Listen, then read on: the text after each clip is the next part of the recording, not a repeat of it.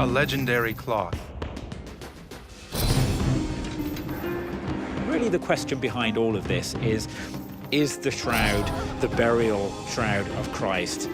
Well, the famed Shroud of Turin has been the subject of controversy ever since it was first found back in the 14th century by a French crusader. And now, centuries later, Vision TV is hoping to solve the mystery with a revealing new documentary entitled Remaking the Shroud.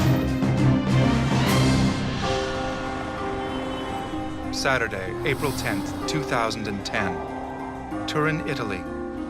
Starting this day, millions flock to see the cloth that has been wrapped in mystery for nearly 700 years. The film's called Remaking the Shroud.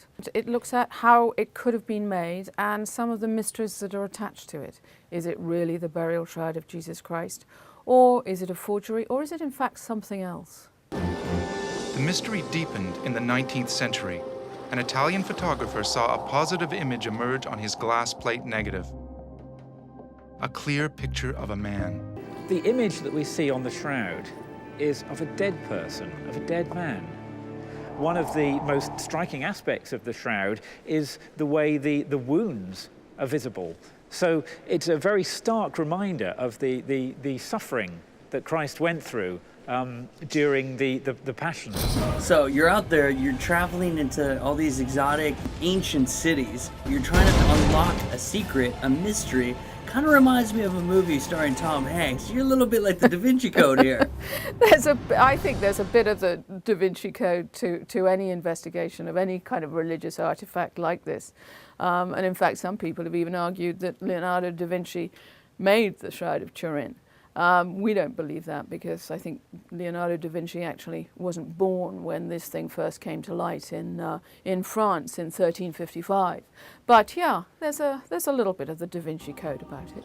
But I think this is the real #1 unexplained mystery, how the image was transferred onto the cloth. Perhaps the best way to unravel this ancient mystery The Shroud of Turin is too beautiful.